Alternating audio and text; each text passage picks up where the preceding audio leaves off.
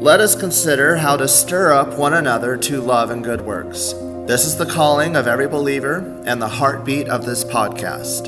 You're listening to Let Us Consider, where we turn to the Bible, theology, and the life of the church to strengthen our faith and encourage one another in Christ. Today we come to episode 175 of our Reading Through the Bible program. This is Wednesday, June 24th, 2026, and we're beginning in Job 8. I am reading out of the New American Standard Bible. Then Bildad the Shuhite answered, "How long will you say these things, and the words of your mouth be a mighty wind? Does God pervert justice, or does the Almighty pervert what is right? If your sons sinned against him, then he delivered them into the power of their transgression. If you would seek God and implore the compassion of the Almighty, if you are pure and upright, surely now he would rouse himself for you and restore your righteous estate. Though your beginning was insignificant, yet your end will increase greatly. Please inquire of past generations, and consider the things searched out by their fathers. For we are only of yesterday and know nothing, because our days on earth are as a shadow. Will they not teach you and tell you, and bring forth words from their minds? Can the papyrus grow up without a marsh? Can the rushes grow without water? While it is still green and not cut down, yet it withers before any other plant. So are the paths of all who forget God, and the hope of the godless will perish, whose confidence is fragile, and whose trust a spider's web. He trusts in his house, but it does not stand. He holds fast to it, but it does not endure. He thrives before the sun, and his shoots spread out over his garden. His roots wrap around a rock pile. He grasps a house of stones. If he is removed from his place, then it will deny him, saying, I never saw you. Behold, this is the joy of his way, and out of the dust others will spring. Lo, God will not reject a man of integrity, nor will he support the evildoers. He will yet fill your mouth with laughter and your lips with shouting. Those who hate you will be clothed with shame, and the tent of the wicked will be no longer. Then Job answered, In truth, I know that this is so. But how can a man be in the right before God? If one wished to dispute with him, he could not answer him once in 1,000 times. Wise in heart and mighty in strength, who has defied him without harm? It is God who removes the mountains, they know not how, when he overturns them in his anger. Who shakes the earth out of its place and its pillars tremble, who commands the sun not to shine and sets a seal upon the stars, who alone stretches out the heavens and tramples down the waves of the sea, who makes the Bear, Orion, and the Pleiades, and the chambers of the south, who does great things, unfathomable, and wondrous works without number. Were he to pass by me, I would not see him. Were he to move past me, I would not perceive him. Were he to snatch away, who could restrain him? Who could say to him, What are you doing? God will not turn back his anger. Beneath him crouched the helpers of Rahab. How then can I answer him and choose my words before him? For though I were right, I could not answer. I would have to implore the mercy of my judge. If I called and he answered me, I could not believe that he was listening to my voice. For he bruises me with the tempest and multiplies my wounds without cause. He will not allow me to get my breath, but saturates me with bitterness. If it is a matter of power, behold, he is the strong one. And if it is a matter of justice, who can summon him? Though I am righteous, my mouth will condemn me. Though I am guiltless, he will declare me guilty. I am guiltless. I do not take notice of myself. I despise my life. It is all one. Therefore I say, he destroys the guiltless and the wicked. If the scourge kills suddenly, he mocks the despair of the innocent. The earth is given into the hand of the wicked. He covers the faces of its judges. If it is not he, then who is it? Now my days are swifter than a runner. They flee away, they see no good, they slip by like reed boats, like an eagle that swoops on its prey. Though I say, I will forget my complaint, I will leave off my sad countenance and be cheerful. I am afraid of all my pains. I know that you will not acquit me. I am accounted wicked. Why then should I toil in vain? If I should wash myself with snow and cleanse my hands with lye, yet you would plunge me into the pit, and my own clothes would abhor me. For he is not a man as I am, that I may answer him, that we may go to court together. There is no umpire between us, who may lay his hand upon us both. Let him remove his rod from me, and let not dread of him terrify me. Then I would speak and not fear him. But I am not like that in myself. I loathe my own life. I will give full vent to my complaint. I will speak in the bitterness of my soul. I will say to God, do not condemn me. Let me know why you contend with me. Is it right for you indeed to oppress, to reject the labor of your hands, and to look favorably on the schemes of the wicked? Have you eyes of flesh? Or do you see as a man sees? Are your days as the days of a mortal, or your years as man's years, that you should seek for my guilt and search after my sin? According to your knowledge, I am indeed not guilty, yet there is no deliverance from your hand. Your hands fashioned and made me altogether, and would you destroy me? Remember now that you have made me as clay, and would you turn me into dust again? Did you not pour me out like milk, and curdle me like cheese, clothe me with skin and flesh, and knit me together with bones and sinews? You have granted me life and loving kindness, and your care has preserved my spirit. Yet these things you have concealed in your heart. I know that this is within you.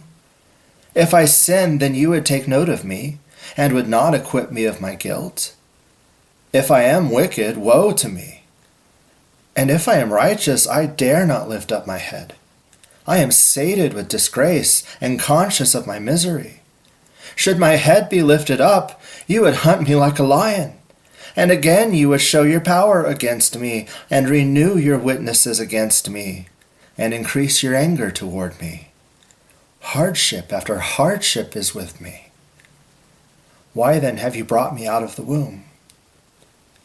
Would that I had died, and no eye had seen me. I should have been as though I had not been, carried from womb to tomb. Would he not let my few days alone? Withdraw from me, that I may have a little cheer before I go, and I shall not return to the land of darkness and deep shadow. The land of utter gloom is dark itself, of deep shadow without order, and which shines as the darkness. Then Zophar the Naamathite answered, Shall a multitude of words go unanswered, and a talkative man be acquitted? Shall your boast silence men, and shall you scoff and none rebuke? For you have said, My teaching is pure, and I am innocent in your eyes. But would that God might speak and open his lips against you, and show you the secrets of wisdom. For sound wisdom has two sides. Know then that God forgets a part of your iniquity. Can you discover the depths of God? Can you discover the limits of the Almighty? They are as high as the heavens. What can you do? Deeper than Sheol. What can you know? Its measure is longer than the earth and broader than the sea. If he passes by or shuts up or calls an assembly, who can restrain him? For he knows false men, and he sees iniquity without investigating. An idiot will become intelligent when the foal of a wild donkey is born a man. If you would direct your heart right, and spread out your hand to him, if iniquity is in your hand, put it far away, and do not let wickedness dwell in your tents. Then, indeed, you could lift up your face without moral defect, and you would be steadfast and not fear, for you would forget your trouble. As waters that have passed by, you would remember it. Your life would be brighter than noonday, darkness would be like the morning. Then you would trust because there is hope, and you would look around and rest securely. You would lie down and none would disturb you, and many would entreat your favor, but the eyes of the wicked will fail, and there will be no escape for them, and their hope is to breathe their last. Then Job responded, "Truly then, you are the people, and with you wisdom will die. But I have intelligence as well as you. I am not inferior to you. And who does not know such things as these? I am a joke to my friends. The one who called on God and he answered him. The just and the blameless man is a joke. And he who is at ease holds calamity and contempt, as prepared for those whose feet slip. The tents of the destroyers prosper, and those who provoke God are secure, whom God brings into their power. But now ask the beasts, and let them teach you, and the birds of the heavens, and let them tell you. Or speak to the earth, and let it teach you, and let the fish of the sea declare to you. Who among all these does not know that the hand of the Lord has done this, in whose hand is the life of every living thing, and the breath of all mankind? Does not the ear test words as the palate tastes food? Wisdom is with aged men, with long life is understanding. With him are wisdom and might. To him belong counsel and understanding. Behold, he tears down, and it cannot be rebuilt. He imprisons a man, and there can be no release. Behold, he restrains the waters, and they dry up. And he sends them out, and they inundate the earth. With him are strength and sound wisdom. The misled and the misleader belong to him. He makes counselors walk barefoot, and makes fools of judges. He loosens the bond of kings, and binds their loins with a girdle. He makes priests walk barefoot, and overthrows the secure ones. He deprives the trusted ones of speech, and takes away the discernment of the elders. He pours contempt on nobles, and loosens the belt of the strong. He reveals mysteries from the darkness, and brings the deep darkness into light. He makes the nations great and destroys them. He enlarges the nations and leads them away. He deprives of intelligence the chiefs of the earth's people, and makes them wander in a pathless waste. They grope in darkness with no light, and he makes them stagger like a drunken man. Behold, my eye has seen all this. My ear has heard and understood it. What you know, I also know. I am not inferior to you. But I would speak to the Almighty, and I desire to argue with God. But you smear with lies. You are all worthless physicians. Oh, that you would be completely silent, and that it would become your wisdom. Please hear my argument, and listen to the contentions of my lips. Will you speak what is unjust for God, and speak what is deceitful for him? Will you show partiality for him? Will you contend for God? Will it be well when he examines you? Or will you deceive him as one deceives a man? He will surely reprove you, if you secretly show partiality. Will not his majesty terrify you, and the dread of him fall on you? Your memorable sayings are proverbs of ashes.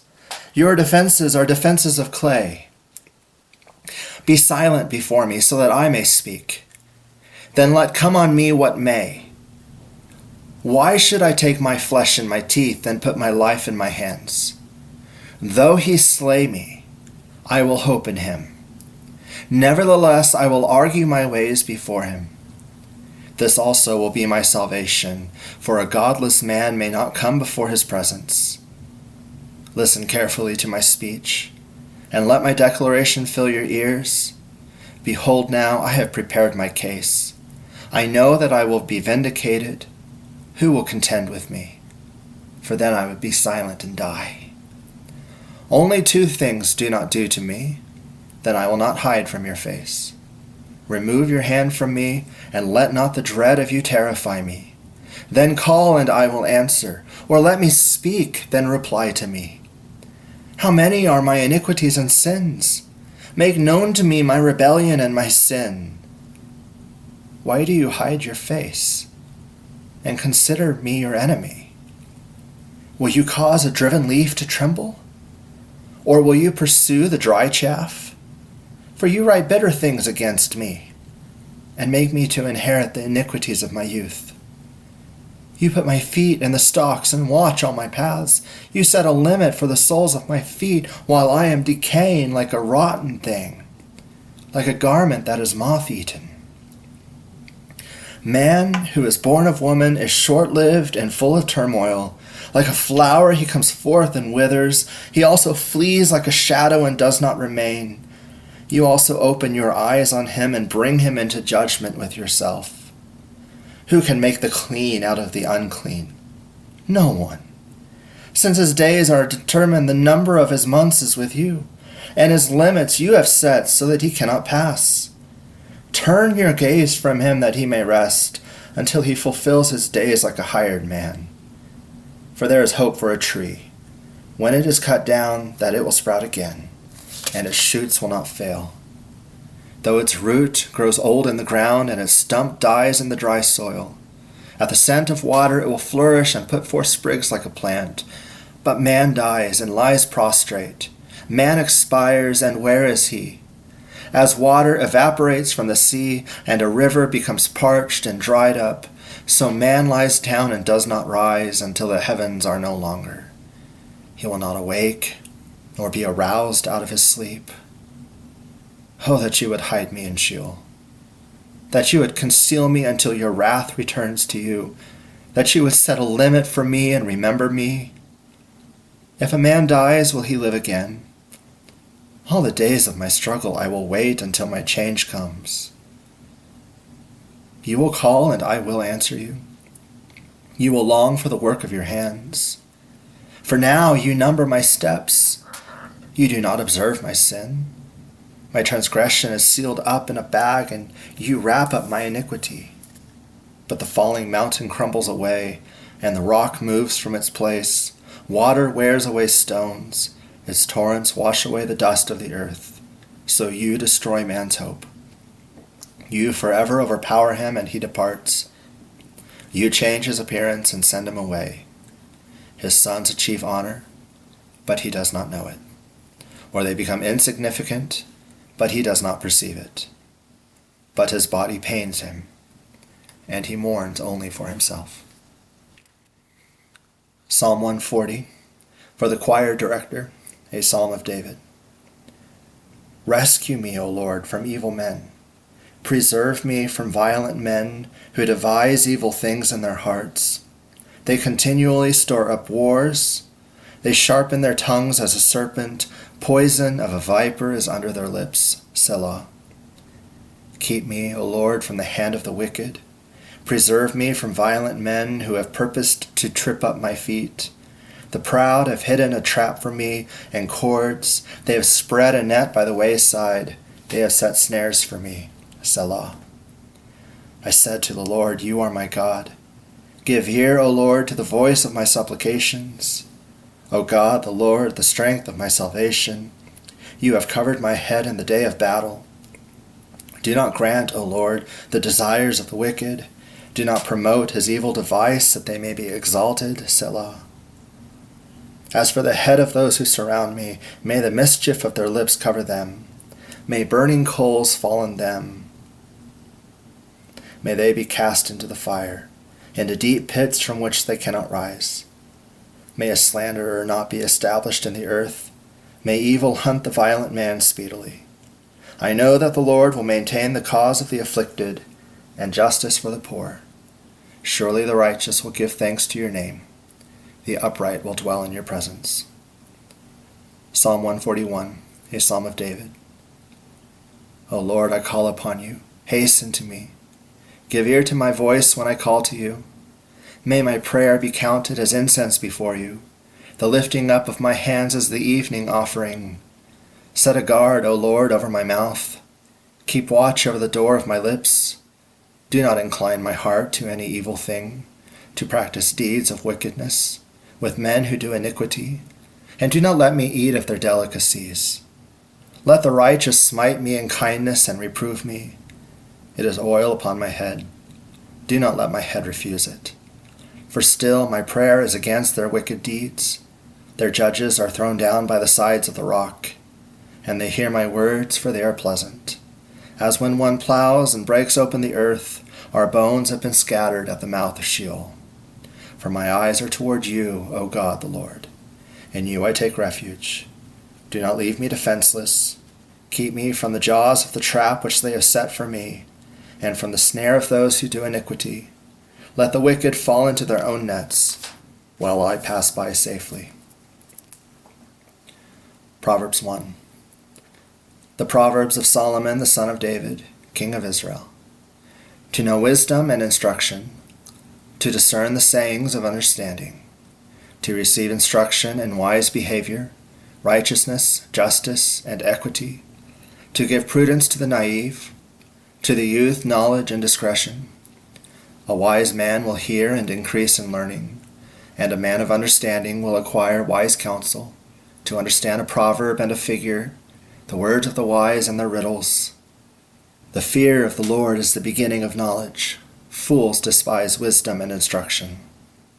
Hear, my son, your father's instruction, and do not forsake your mother's teaching. Indeed, they are a graceful wreath to your head, and ornaments about your neck. My son, if sinners entice you, do not consent. If they say, "Come with us," let us lie and wait for blood. Let us ambush the innocent without cause. Let us swallow them alive like Sheol, even whole as those who go down to the pit. We will find all kinds of precious wealth. We will fill our houses with spoil. Throw in your lot with us. We shall all have one purse. My son, do not walk in the way with them. Keep your feet from their path, for their feet run to evil, and they hasten to shed blood. Indeed, it is useless to spread the baited net in the sight of any bird, but they lie in wait for their own blood. They ambush their own lives. So are the ways of everyone who gains by violence. It takes away the life of its possessors. Wisdom shouts in the street. She lifts her voice in the square. At the head of the noisy streets she cries out. At the entrance of the gates in the city she utters her sayings. How long, O naive ones, will you love being simple-minded? And scoffers delight themselves in scoffing, and fools hate knowledge. Turn to my reproof. Behold, I will pour out my spirit on you. I will make my words known to you. Because I called and you refused, I stretched out my hand and no one paid attention, and you neglected all my counsel, and did not want my reproof. I will also laugh at your calamity. I will mock when your dread comes. When your dread comes like a storm, and your calamity comes like a whirlwind, when distress and anguish come upon you, then they will call on me, but I will not answer. They will seek me diligently, but they will not find me, because they hated knowledge, and did not choose the fear of the Lord. They would not accept my counsel, they spurned all my reproof, so they shall eat of the fruit of their own way, and be satiated with their own devices. For the waywardness of the naive will kill them, and the complacency of fools will destroy them. But he who listens to me shall live securely, and will be at ease from the dread of evil. Thank you for listening to Let Us Consider. If this podcast has been a blessing, please subscribe and leave a review. It helps others discover the truth of God's Word. Until next time, may the Lord bless you and keep you.